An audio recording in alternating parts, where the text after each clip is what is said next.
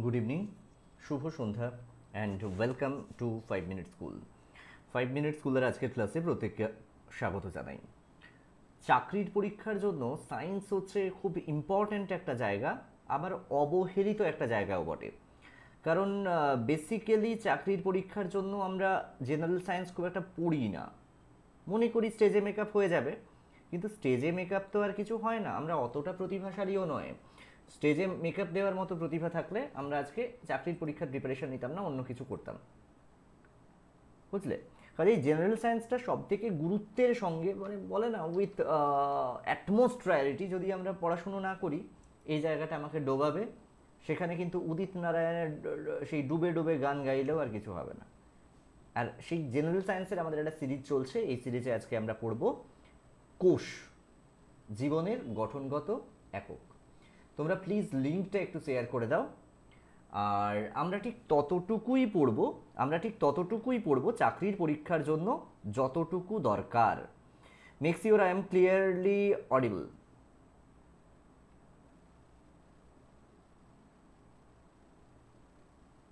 Make sure I am clearly audible, নিশ্চিত করো আমার কথাগুলো পরিষ্কার করে শুনতে পাচ্ছ, তারপরেই আজকের ক্লাসটা আমরা শুরু করব।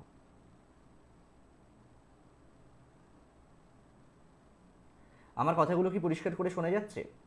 আজকে আমরা পড়ব cell, the unit of life. অনেক দিন আমি বায়োলজি পড়াইনি, অনেক দিন পরে বায়োলজি ক্লাসে তোমাদের সঙ্গে দেখা হচ্ছে, তো আমার মনে হয় পরিষ্কার দেখতে পাচ্ছ।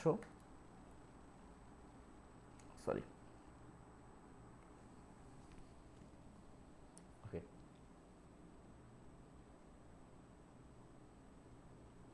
Right, clearly audible.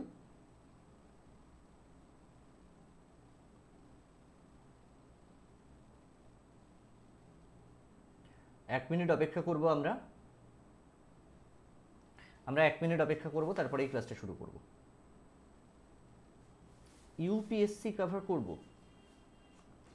দেখো, একটা সোজা কথা বলি, সোজা মানে একটা খুব সাধারণ কথা বলছি। ইউনিট অফ লাইফ যদি আমাদের থেকে থাকে সেল, আমাদের প্রত্যেকটা কোষে, রক্তে, অঙ্গে, মজ্জায় একটা ধারণা হয়েছে। অনেকেই বলেছে যে শুধুমাত্র ইউটিউবে ফ্রি ক্লাস করে কি সবটা কভার করা সম্ভব? আমি ক্লাসের শুরুতেই বিনম্রভাবে হাত জোড় করে বলছি, না, সম্ভব নয়। যে কোনো জিনিসে ইনপুট দরকার, আউটপুট পেতে গেলে যে কোনো জিনিসে ইনপুট দরকার। তাপগতিবিদ্যার তৃতীয় সূত্র বলছে এমন কোনো যন্ত্র তৈরি করা সম্ভব নয় যা ক্রমাগত কম শক্তির জায়গা থেকে শক্তি নিয়ে বেশি শক্তির জায়গায় শক্তি পৌঁছে দেবে। অর্থাৎ ইনপুট ছাড়া কোনোভাবে আউটপুট পাওয়া সম্ভব নয়। কাজেই যখন তোমার স্বপ্নটা বড়, সেটা ইউপিএসসি, ডাব্লিউবিসিএস, পুলিশ, যাই হোক, স্বপ্ন অ্যাফোর্ড করতে হয়, স্বপ্নের জন্য কিছু খরচ করতে হয়। আমরা ফ্রি ক্লাসে কী করি, অনেকটা তোমাকে গাইডেন্স দিয়ে দিই, কিন্তু এখন প্রত্যেকে খুব কম ফিজে প্রচুর ভালো টিচার্সরা আছে, আমার মনে হয় গাইডেন্সটা তাদের থেকে নেওয়া বা আমাদের থেকে যেখান থেকে হোক নেওয়া ভালো। একদম ফ্রিতে সবটা হয় না, এটা হচ্ছে কথা।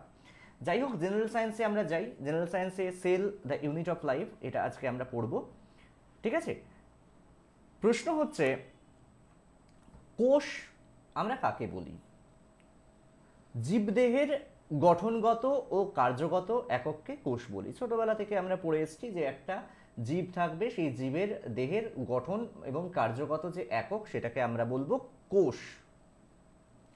আরেকটু বড় হয়ে আমরা বলতে পারি প্রভেদক ভেদ্য আবরণী বেষ্টিত, প্রোটোপ্লাজম দিয়ে ঘেরা বা প্রোটোপ্লাজম দিয়ে গঠিত, স্বপ্রজননশীল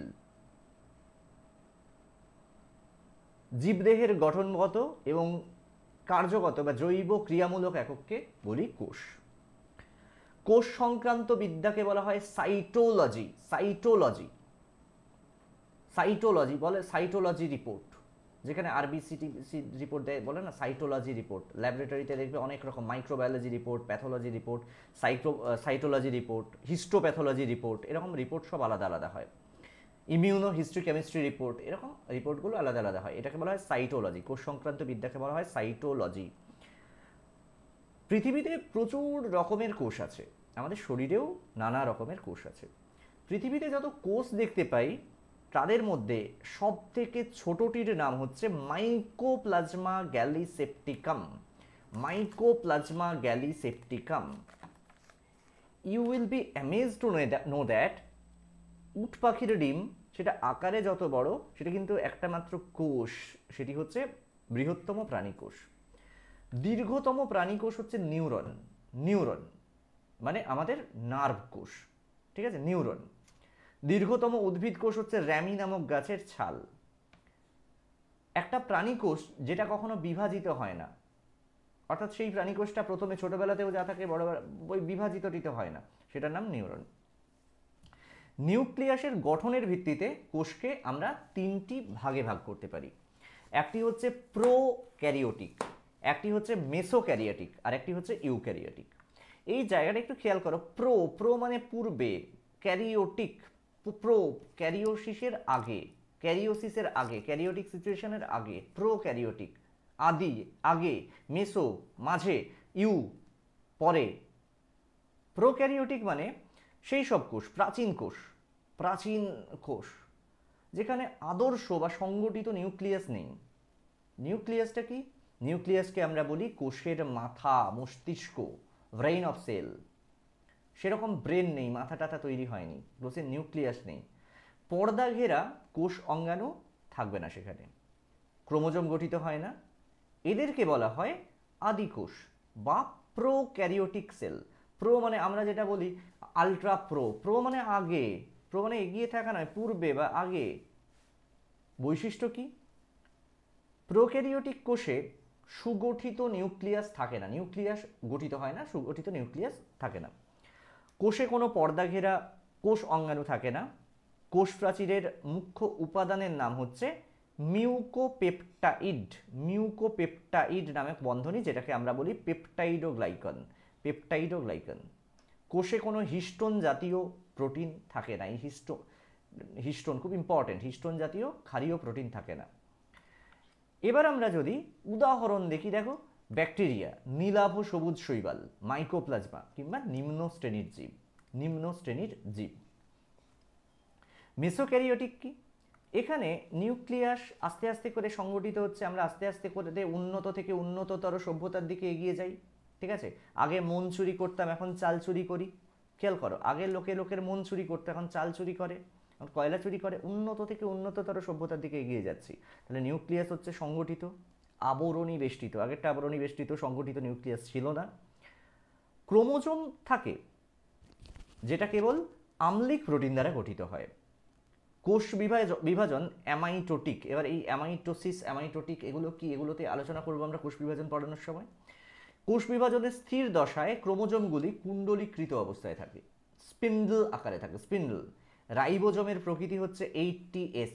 রাইবোজোমের প্রকৃতি 80S, খেয়াল রাখবে। খেয়াল করো এই জায়গাটা একটুখানি যদি খেয়াল রাখো, দেখো নিউক্লিয়াস, এখানে নিউক্লিয়াস গঠিত হয়েছে, সুন্দরভাবে নিউক্লিয়াস গঠিত হয়েছে, যেটা তোমরা দেখতে পাচ্ছ, ঠিক আছে। ভেলিকল দেখতে পাচ্ছ, স্পাইন দেখতে পাচ্ছ। উদাহরণ হিসেবে বলতে পারি ফাইরোফাইটা বিভাগের শৈবাল মানে ফেরিডিনিয়াম যার উদাহরণ, জিমনোডিয়াম কিংবা আদ্যপ্রাণী নকটিউলিকা, ডায়ানোফ্লাজেলেট, সেরাটিয়াম প্রভৃতি। আমরা ইউক্যারিওটিক কোষের কথা চলে আসি, এগুলোর পরে আমরা ইউক্যারিওটিকে একটু আসি।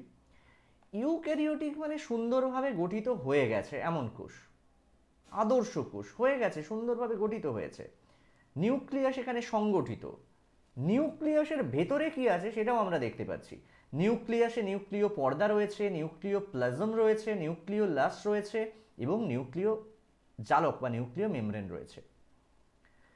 নিউক্লিয় পর্দা বেষ্টিত হবে, সেটা ক্রোমোজোম ক্ষারীয় প্রোটিনযুক্ত হবে। কোষ অঙ্গাণু থাকবে, তাদের আদর্শ কোষ বা ইউক্যারিওটিক কোষ বলি। যেমন উন্নত উদ্ভিদ কোষ, প্রাণী কোষ, আমার কোষ, তোমার কোষ, মা মাটি মানুষের কোষ, ঠিক আছে, সব কিছু ইউক্যারিওটিক কোষ। নট মাটি, মা মানুষ সবার কোষ ইউক্যারিওটিক কোষ। ইউক্যারিওটিক কোষে আমরা দেখো সুন্দরভাবে এই যে নিউক্লিয়াস দেখতে পাচ্ছি, নিউক্লিয়াসের মধ্যে নিউক্লিওলাস সেটাও দেখতে পাচ্ছি, ঠিক আছে। অর্থাৎ এই প্রকার কোষে নিউক্লিয়াস সুসংগঠিত। নিউক্লিয় পর্দা দেখতে পাবো, নিউক্লিওলাস দেখতে পাবো, নিউক্লিয় প্লাজম দেখতে পাবো, নিউক্লিয় জালক দেখতে পাবো। এই প্রকার কোষে পর্দা ঘেরা কোষ অঙ্গাণু থাকবে, যেমন মাইটোকন্ড্রিয়া থাকবে। মাইটোকন্ড্রিয়া যেটাকে আমরা কোষের শক্তিঘর বলি। কি বলি? কোষের শক্তিঘর। প্লাস্টিড থাকবে, প্লাস্টিড, গলগি বডিজ থাকবে, লাইসোজোম থাকবে। লাইসোজোমকে আমরা বলি সুসাইডাল ব্যাগ, আত্মঘাতী থলি। লাইসোজোমকে আমরা বলি সুসাইডাল ব্যাগ বা আত্মঘাতী থলি। এখানেও রাইবোজোম কিন্তু 80S প্রকৃতির। কোষ মোটামুটি আমরা প্রাণী কোষ, উদ্ভিদ কোষে যদি ভেঙে নিই, দুটো কোষকে যদি প্রাণী কোষ ভাবি আর উদ্ভিদ কোষ ভাবি, প্রাণী কোষে সেন্ট্রোজোম থাকে, যেটা উদ্ভিদ কোষে থাকে না। খুব ইম্পর্টেন্ট, এটা খেয়াল রাখবে। আর উদ্ভিদ কোষের ক্ষেত্রে ক্লোরোপ্লাস্টের মধ্যে ফটোসিনথেটিক রঞ্জক থাকে, অর্থাৎ সালোক সংশ্লেষীয় রঞ্জক এখানে থাকবে। ক্রোমোজোম ক্ষারীয় প্রোটিন, ক্রোমোজোমে ক্ষারীয় প্রোটিন থাকবে। উদ্ভিদ কোষের মধ্যে কোষ প্রাচীর উপস্থিত, যা প্রধানত সেলুলোজ দিয়ে গঠিত। এই সেলুলোজটা দিয়ে গঠিত বলেই গাছ থেকে আমরা কাগজ তৈরি করতে পারি। এই সেলুলোজ দিয়ে গঠিত বলেই গাছ থেকে আমরা কাগজ তৈরি করতে পারি, জিন্স তৈরি করতে পারি। খেয়াল রাখবে এগুলো। আদর্শ কোষে কি কি অংশ থাকবে, মুদ্রা কথা যে আদর্শ কোষে কি কি অংশ থাকতে পারে। একটা কোষ, ইউক্যারিওটিক কোষ, তাতে কি কি অংশ থাকবে না, সেখানে কোষ পর্দা থাকবে, সাইটোপ্লাজম থাকবে, ঠিক আছে, সমস্ত জীবিত অংশ প্রোটোপ্লাজম বলি আমরা। নিউক্লিয়াস থাকবে। সাইটোপ্লাজমের দুটো অংশ, একটা হচ্ছে ধাত্র বা কোষ ধাত্র, আর একটা হচ্ছে কোষ অঙ্গাণু। অনেকগুলো কোষ অঙ্গাণু আমরা পড়ব। নিউক্লিয়াসের চারটি অংশ থাকতে হবে। আদর্শ কোষে, ইউক্যারিওটিক কোষে নিউক্লিয়াসের চারটি অংশ থাকতে হবে। নিউক্লিয়ার মেমব্রেন বা নিউক্লিয় পর্দা,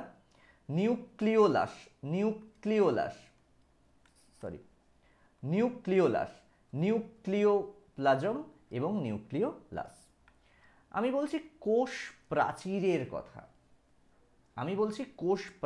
কথা, ভালো করে বোঝো। ইউজুয়ালি অনেকদিন আমি তোমাদের সায়েন্স পড়াইনি, আমি একটুখানি বলো কেমন লাগছে সেটা একটুখানি বলো। কোষ প্রাচীর নামটা এলেই আমরা উদ্ভিদ কোষের কথা মনে করব। কোষ প্রাচীর নাম এলেই সেই বলে না, শাড়ি মানেই ঢাকেশ্বরী বস্ত্রালয়, কোষ প্রাচীর মানেই উদ্ভিদ কোষ। কোষ প্রাচীর হচ্ছে উদ্ভিদ কোষের কোষ পর্দার বাইরের প্রাচীর, সেলুলোজ দ্বারা গঠিত জড়। কোষ প্রাচীরে প্রাণ থাকে না, কোষ প্রাচীর কিন্তু জড় পদার্থের একটি পুরু, দৃঢ়, ভেদ্য এবং স্থিতিস্থাপক কোটিং। কোষ প্রাচীর বা কোষ প্রাকার বলা হতো আগে, প্রাকার মানে প্রাচীর। কোষ প্রাচীরের তিনটে অংশ রয়েছে। একটা হচ্ছে মিডল ল্যামেলা, খেয়াল করো।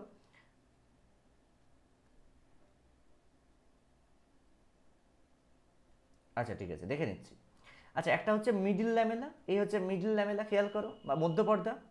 আর একটা কি, প্রাইমারি ওয়াল, এই যে দেখো প্রাইমারি ওয়াল বা প্রাথমিক প্রাচীর।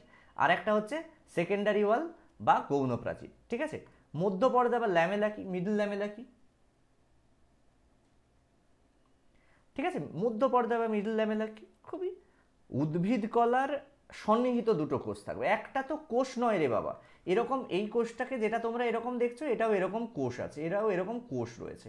তারও ধারে এরকম ধরো এরকম আবার কোষ রয়েছে, এরকম হাজার হাজার কোষ। এটা যেটা দেখছো, এটা এরকম একটা কোষ রয়েছে, ঠিক আছে। এরকম দুটো সন্নিহিত কোষের মাঝে যে ধাত্র, এই যে জায়গাটা, এটা একটা প্রাচীর, ওটা একটা প্রাচীর। এই দুটো প্রাচীরের মাঝখানে যে ধাত্র, এটাকেই বলা হচ্ছে মধ্যপর্দা। মধ্যপর্দা ক্যালসিয়াম আর ম্যাগনেসিয়াম পেকটেট এবং কয়েক রকম প্রোটিন দ্বারা গঠিত হয়।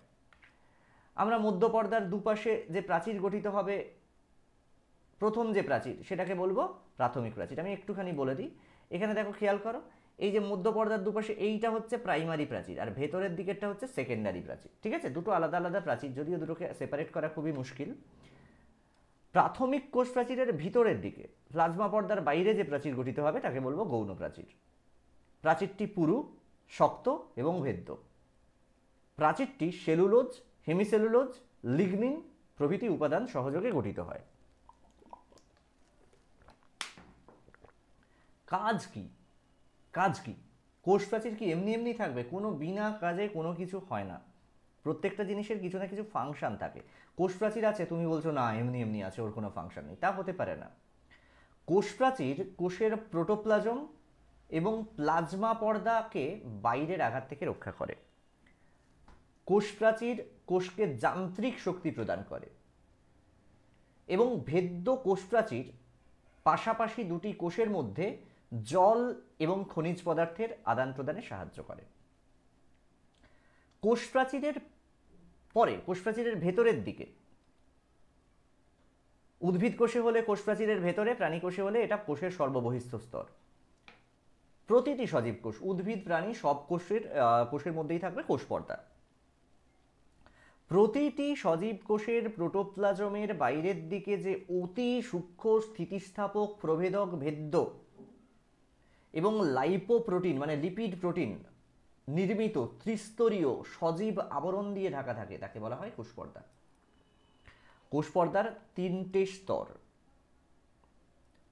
স্তর, একটা হচ্ছে হাইড্রোফিলিক, একটা হাইড্রোফোবিক, আর তার ভেতরে আবার হাইড্রোফিলিক। বাইরের এবং ভিতরের স্তর দুটো প্রোটিন দ্বারা নির্মিত, এই যে দুটো অংশ এইটাও কিন্তু প্রোটিন দ্বারা নির্মিত, আর মাঝের স্তরটি লিপিড, সেই জন্য হাইড্রোফোবিক। হাইড্রোফিলিক মানে হচ্ছে জলাকর্ষী, জলকে আকর্ষণ করে, জলাকর্ষী। আর হাইড্রোফোবিক মানে জল বিকর্ষী, হাইড্রোফোবিয়া বলে না, জলাতঙ্ক। লিপিড স্তরটি আবার দুটো স্তর। লিপিড স্তরের এই দেখো, এইটা একটা স্তর, এইটুকু অংশ একটা স্তর, আবার এইটুকু অংশ একটা স্তর। এটাকে যদিও সেই তোমাদের অনেকেই দেখলে বলবে যে স্পার্ম দেখতে, তা না, একটু খেয়াল করো ঠিক করে। লিপিড স্তরটি দ্বিতীয় দ্বিস্তরীয় ফসফোলিপিড অণু দ্বারা গঠিত। কোষ পর্দার প্রায় 40% লিপিড এবং 50% প্রোটিন আর 10% কার্বোহাইড্রেট থাকে। রবার্টসন পিএলপি ত্রিস্তরীয় আবরণকে একক পর্দা রূপে অভিহিত করেন। তাহলে কোষ পর্দাকে বলা হয় পিএলপি, প্রোটিন লিপিড প্রোটিন। ছোটবেলায় পড়েছো পিএলপি স্তর, সেটাকে রবার্টসন ইন দ্য ইয়ার 1959 একক পর্দা রূপে অভিহিত করেন। দুজন বিজ্ঞানী সিঙ্গার এবং নিকলসন, তারা কোষ পর্দা গঠনের লিকুইড মোজাইক মডেল বা তরল মোজাইক মডেল উপস্থাপন করেন। এই লিকুইড মোজাইক মডেলে কি বলা হচ্ছে কোষ পর্দা ফসফোলিপিড অণুর একটি দ্বিস্তরীয় অর্ধতরল সংগঠন, যার মধ্যে প্রোটিন অণুগুলো মোজাইকের মতো বিন্যস্ত করা থাকে। ফসফোলিপিডের মেরুজ প্রান্তদ্বয় বাইরের দিকে এবং মানে পোলার পার্টগুলো বাইরের দিকে, আর যেগুলো অমেরুজ সেগুলো ভেতরের দিকে থাকে। এগুলো একটু দেখলেই তোমাদের হয়ে যাবে। একটা খুব গুরুত্বপূর্ণ কথা বলি, পর্দাস্থিত যে প্রোটিন সেটাও কিন্তু দু রকমের হয়। একটা হচ্ছে বহিস্থ বা প্রান্তীয় প্রোটিন, ঠিক আছে, বহিস্থ বা প্রান্তীয় প্রোটিন যেটা কোষ পর্দার বাইরে এবং ভিতরের তলে থাকবে। আর একটা হচ্ছে অন্তর্নিহিত প্রোটিন, প্রোটিনগুলো লিপিড স্তরের মধ্যে গাঁথা থাকবে। এই যে লিপিড স্তর, একটা বাইরের দিকে এই যে দেখতে পাচ্ছ বাইরের দিকের এই হলুদ দিয়ে চিহ্নিত করা হয়েছে, এটার মধ্যে প্রোটিন, এটা হচ্ছে বহিস্থ বা প্রান্তীয়। আর এই যে লিপিড স্তরটা দেখতে পাচ্ছ, এইগুলো হচ্ছে লিপিড স্তর। এই লিপিড স্তরের মধ্যে যে প্রোটিন থাকবে সেটাকে বলছে অন্তর্নিহিত প্রোটিন, ঠিক আছে। এর গ্লোবুলার প্রোটিন দেখতে, এখানে এর মধ্যে অনেক রকম প্রোটিন থাকবে, গ্লোবুলার প্রোটিন, গ্লাইকোপ্রোটিন, ঠিক আছে। যাই হোক, কাজ কি কোষ পর্দা? এত গঠন টঠন বললাম, কিন্তু কাজটা কি করবে? কোষ পর্দা কোষের মধ্যে সজীব অংশকে রক্ষা করবে। কোষ পর্দাকে বা প্লাজমা পর্দা বলি আমরা, এর একটা প্রধান কাজ হচ্ছে সজীব কোষের বহি এবং অন্তঃমাধ্যমের একটি অভিস্রাবনীয় প্রতিবন্ধক রূপে কাজ করা। কয়েক প্রকার কোষ অঙ্গাণু, যেমন ধরো মাইটোকন্ড্রিয়া, গলগি বডিজ, ইআর মানে এন্ডোপ্লাজমিক রেটিকুলাম, এবং নিউক্লিয় পর্দা সৃষ্টি করে, ঠিক আছে, এবং কোষান্তর ব্যাপন এবং অভিস্রবণে সাহায্য করে। প্রশ্ন হচ্ছে এরপরে যেটা, সেটা হচ্ছে সাইটোপ্লাজম। প্রোটোপ্লাজমের অর্ধতরল স্বচ্ছ দানাদার পদার্থ যেটা নিউক্লিয় পর্দা এবং কোষ পর্দার মাঝে থাকবে, তাকে বলবো সাইটোপ্লাজম। ধাত্ররূপে কাজ করবে। নিউক্লিয় পর্দা এবং কোষ পর্দার মাঝে অবস্থান করবে যে অর্ধতরল দানাদার পদার্থ, তাকে বলবো সাইটোপ্লাজম। এর মধ্যে দু রকম উপাদান থাকে, একটা হচ্ছে ম্যাক্রো এলিমেন্টস, আর একটা হচ্ছে মাইক্রো বা ট্রেস এলিমেন্ট। ম্যাক্রো উপাদান বা ট্রেস উপাদান বা মাইক্রো উপাদান। ম্যাক্রো এলিমেন্টগুলো সাইটোপ্লাজমের ম্যাক্রো উপাদানের মধ্যে carbon, hydrogen, oxygen, nitrogen, calcium, phosphorus, magnesium, sulphur, potassium, sodium, chlorine এগুলো থাকে। ট্রেস এলিমেন্টগুলো খুব ইম্পর্টেন্ট, প্রশ্ন আসে কি কি থাকে trace element? Copper, cobalt, manganese, zinc, molybdenum, boron, silicon প্রভৃতি। আমি বললাম এগুলো কোষ অঙ্গাণুগুলোর ধাত্র হিসেবে কাজ করে। বিভিন্ন জৈবিক ক্রিয়াগুলো সাইটোপ্লাজমে সাধিত হয়। শোনো না, এখনও তোমাদের মধ্যে অনেকেই রয়েছে যারা আমাদের সঙ্গে যুক্ত হওনি। আমাদের সঙ্গে যুক্ত হওয়ার জন্য অবশ্যই 9735858096 আমাদের নাম্বার তো লেখাই আছে, দেখতে পাচ্ছ। এই নাম্বারে হোয়াটসঅ্যাপ করে নিতে পারো, এই নাম্বারে হোয়াটসঅ্যাপ করে নিতে পারো, আমরা উইল রিং ইউ ব্যাক। আর আমাদের ফ্রি অথবা পেড সব রকম ব্যাচই অ্যাভেলেবল আছে, তো যে কোনো ব্যাচে যুক্ত হওয়ার জন্য এই নাম্বারে হোয়াটসঅ্যাপ করে নাও। আর স্টাডি মেটেরিয়াল এখনও অনেকে কালেক্ট করনি, যারা স্টাডি মেটেরিয়াল নিয়ে সংশয়ে ভুগছো, আমাদের স্টাডি মেটেরিয়ালগুলো তো দেখতেই পাচ্ছ, তো আমাদের থেকে স্টাডি মেটেরিয়াল ক্লাসের সমস্ত রকম হেল্প তোমরা পেতে পারবে। যাই হোক, এবার আমরা নিউক্লিয়াসে আসি। নিউক্লিয়াসকে বলি কোষের মস্তিষ্ক। নিউক্লিয়াস একটি দ্বি একক পর্দা বেষ্টিত প্রোটোপ্লাজমীয় অংশ, যার মধ্যে সকল প্রকার বংশগত তথ্যাবলী উপস্থিত।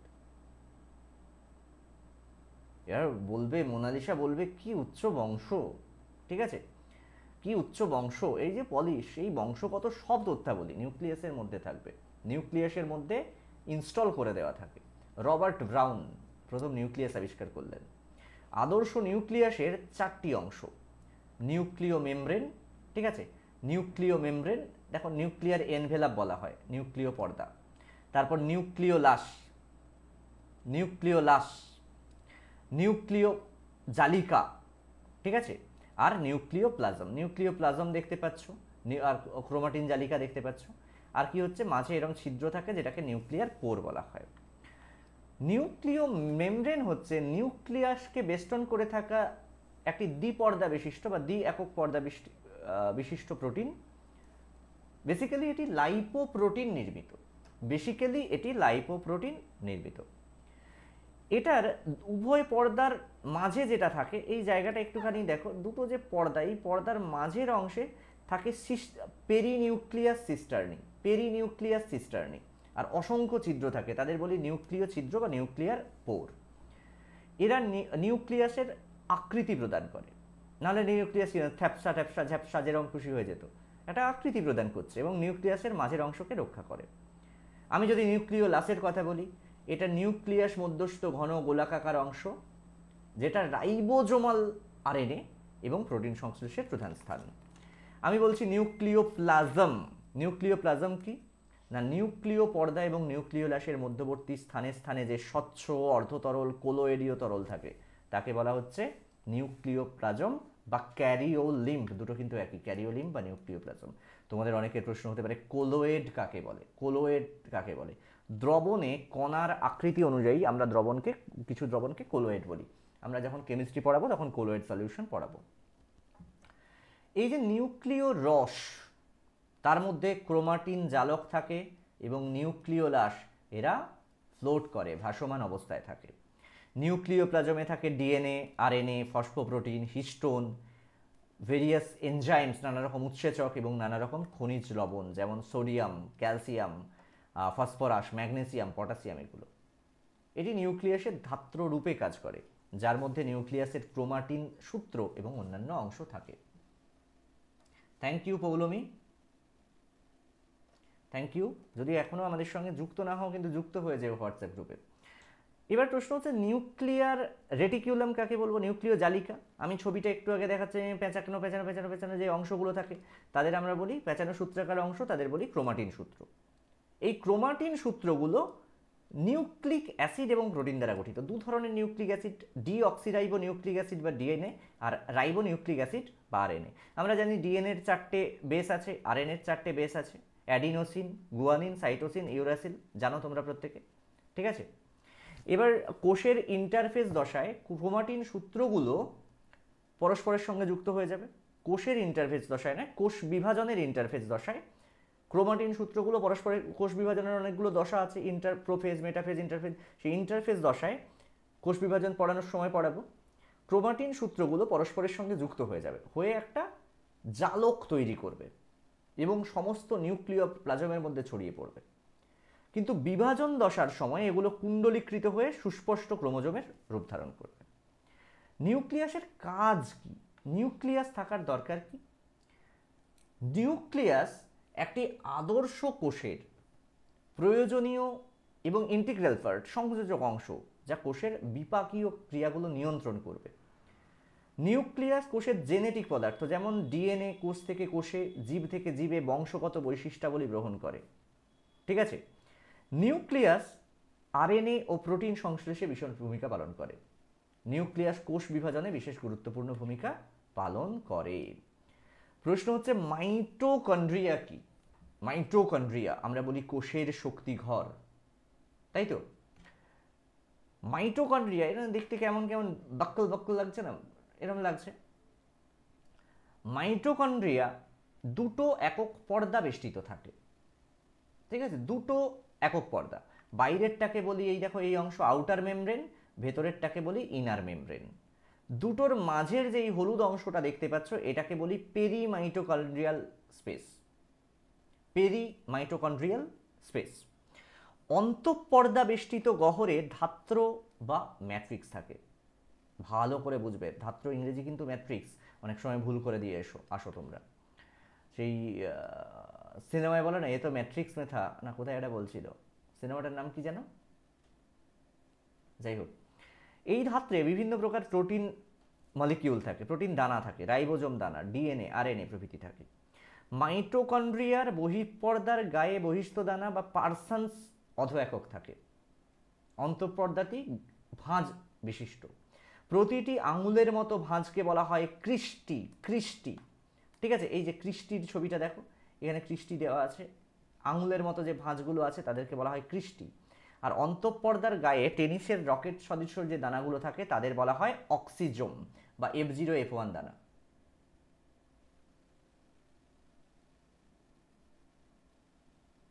কি কিসের মাথা?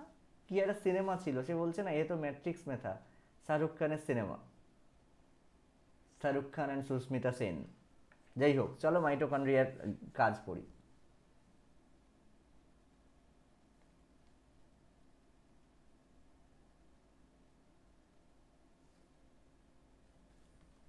আচ্ছা, যাই হোক, মাইটোকন্ড্রিয়ার মধ্যে কোষের শক্তি উৎপন্ন হয়, সেজন্য একে বলি আমরা কোষের শক্তিঘর, এনার্জি সেল। মাইটোকন্ড্রিয়া সবাত শ্বসনে, সবাত শ্বসন, শ্বসন দু রকম, একটা হচ্ছে সবাত, একটা অবাত। অক্সিজেনের উপস্থিতিতে, ঠিক আছে, সেখানে যখন শ্বসন হয় তাকে বলি সবাত শ্বসন। সবাত মানে সবায়ু, স অক্সিজেন। আর যখন, ঠিক আছে, আর যখন অক্সিজেনের অনুপস্থিতিতে হয় তখন হচ্ছে অবাত শ্বসন হয়। সবাত শ্বসনে ক্রেবস চক্রের বিক্রিয়াগুলো ঘটতে সাহায্য করে এই মাইটোকন্ড্রিয়া। অক্সিডেটিভ ফটোরাইলেশনের মাধ্যমে এটিপি উৎপাদন করে, দ্যাট ইজ অ্যাডিনোসিন ট্রাইফসফেট বা higher energy adenosine diphosphate, adenosine triphosphate, adenosine tetraphosphate, adenosine pentaphosphate, adenosine hexaphosphate. তোমাদের মনে হতে পারে এটিপি, এরকম নয় কিন্তু, adenosine heptaphosphate, adenosine octaphosphate, adenosine nonaphosphate, এরকম আছে কিন্তু। এগুলো বিভিন্ন জীবজ ক্রিয়ার জন্য শক্তি যোগায়। এটিপি এবং আরও উচ্চ শক্তিসম্পন্ন যে এই পার্টিকেলগুলো, এদেরকে বলা হয় কোষের কি বলা হয়? এনার্জি কারেন্সি অফ সেল, এটিপিকে। মাইটোকন্ড্রিয়ায় ফ্যাটি অ্যাসিড সংশ্লেষ হয় এবং ফ্যাটি অ্যাসিডের বিটা জারণ সংঘটিত হয়। কারো বুঝতে অসুবিধা হলে বলো, না হলে আমি প্লাস্টিডটা পড়িয়ে দেব। আজকে 16 পাতা তোমাদের পড়াবো না, 8 পাতাই পড়াবো, কারণ পুরোটা পড়িয়ে দিলে না কিছুই বুঝবে না। বুঝতে অসুবিধা হলে আমাকে বলো।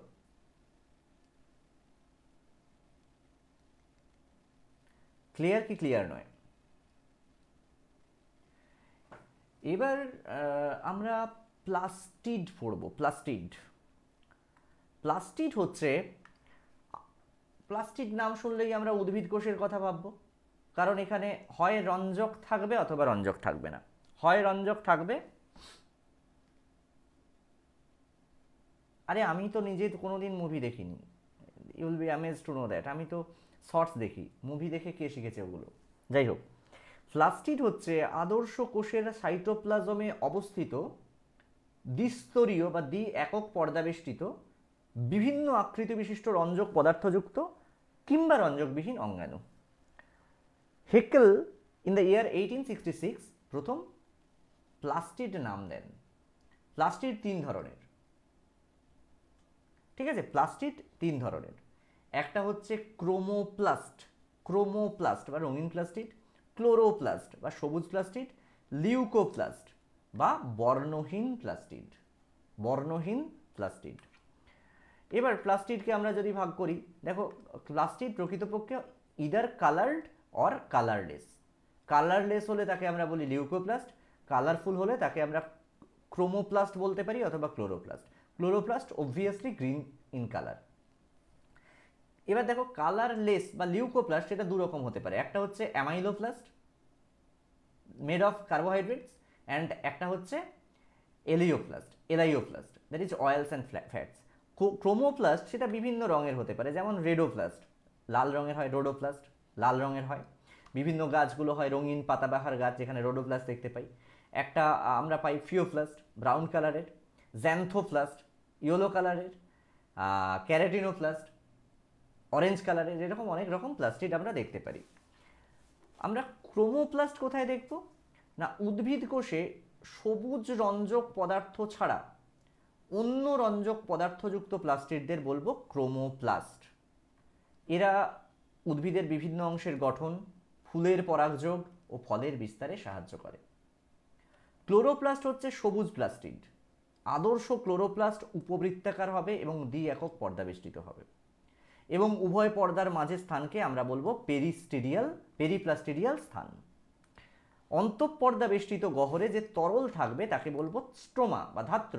ধাত্রে বিভিন্ন খনিজ উপাদান যেমন magnesium, iron, copper, zinc, manganese, vitamins, DNA, RNA and enzymes থাকবে। ধাত্রে অনেকগুলো চাকতির মতো অংশ স্তরে স্তরে সাজানো থাকবে, যাদের আমরা বলি গ্রানা। বলে না গ্রানাতে হয় না স্ট্রোমাতে হয়, সালোক সংশ্লেষ ফটোসিনথেসিস আমরা বলেছিলাম আলোক দশা হয় গ্রানাতে, অন্ধকার দশা হয় স্ট্রোমাতে। ক্লোরোপ্লাস্টে 40 থেকে 60টি গ্রানা থাকবে। প্রতিটি গ্রানাম কতগুলো একক পর্দা বেষ্টিত চ্যাপ্টা থলির মতো অংশ নিয়ে গঠিত, যাদের বলা হয় থাইলাকয়েড। থাইলাকয়েড, থাইলাকয়েডের মধ্যে থাকে কোয়ান্টোজোম, কোয়ান্টোজোমের মধ্যে থাকে ক্লোরোফিল। দুটি গ্রানা একটা নলাকার অংশ দ্বারা যুক্ত থাকে, তাকে বলবো স্ট্রোমা ল্যামেলি, স্ট্রোমা ল্যামেলি। ঠিক আছে, একটু চিত্রটা দেখে নাও, চিত্রটা পরের দিন আমি বোঝাবো, আজকে জাস্ট ক্লোরোপ্লাস্টের কাজটা বলে দিই। ক্লোরোপ্লাস্ট গ্রানা অঞ্চলে সালোক সংশ্লেষের আলোক বিক্রিয়া এবং স্ট্রোমা অঞ্চলে অন্ধকার বিক্রিয়া সম্পন্ন হয় ক্লোরোপ্লাস্টে। আর রাইবোজোম প্রোটিন সংশ্লেষে সাহায্য করে। আমরা বাকি অংশ অর্থাৎ লিউকোপ্লাস্ট থেকে পরবর্তী অংশগুলো পরের ক্লাসে পড়বো, আজকে এ পর্যন্তই পড়বো। কারো কোনো কোয়েশ্চেন বা কোয়ারি থাকলে বলো, যদি ক্লাসটা ভালো লাগে সেটাও বলো, যদি ভালো না লাগে সেটাও বলো। আর আবারও বলে দিচ্ছি, হোয়াটসঅ্যাপ নাম্বার দেখতে পাচ্ছ তোমরা, আমি লিখেও দিচ্ছি 9735858096। ঠিক আছে, ডিসক্রিপশনে দেওয়া আছে, অথবা আমাদের টেলিগ্রাম চ্যানেলেও জয়েন করতে পারো। কলিং নাম্বারেও কল করতে পারো, সেকেন্ডটা কলিং নাম্বার। কল করার সময় হচ্ছে সকাল 10টা থেকে বিকেল 5টার মধ্যে। প্রত্যেককে অনেক ধন্যবাদ। আমরা এখানেই শেষ করব। যদি কারো কোনো কোয়েশ্চেন বা কোয়ারি থাকে বলো, সেটা পূরণ করে সেটা বলে দিয়ে তারপরে ক্লাসটা শেষ করব আজকে।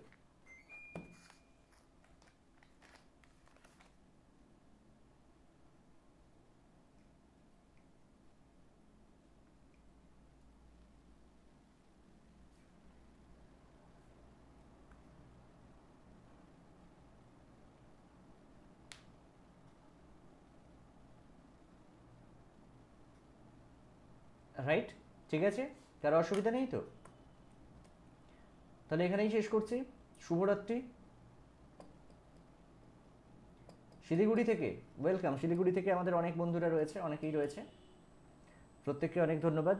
আজকে এই পর্যন্তই। যারা এখনও যুক্ত হওনি হোয়াটসঅ্যাপ করে নিও, যাদের এখনও লাইক করা হয়ে ওঠেনি একটা করে লাইক করে দিও, আর চ্যানেল সাবস্ক্রাইব না করা থাকলে করে নিও।